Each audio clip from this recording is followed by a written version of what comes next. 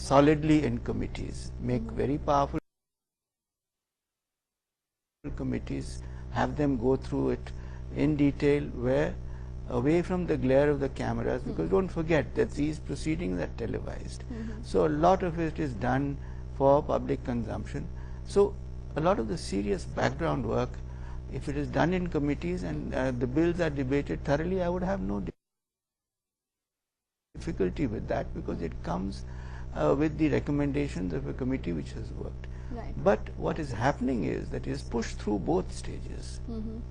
And then you obviously end up with legislation which then you have to, how do you measure the quality of a legislation? There are two ways. One is whether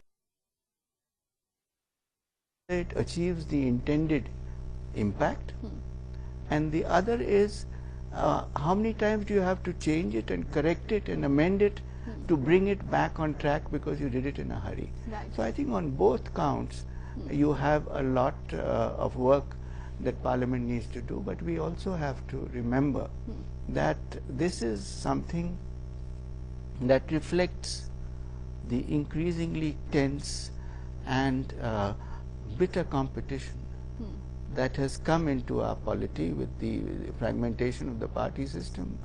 And so you have a situation where parliamentary functioning leaves a lot to be desired, but perhaps it's a reflection of the polity as a whole. Right, something which our Vice President described as competitive hooliganism, which our legislators are I just wanted to indulging in. supplement Professor Arora's point with an example.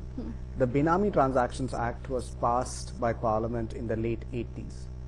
It could not be implemented because the appropriate rules and regulations could not be framed. Subsequent government administrative commissions mentioned this. So for from 80s, 90s,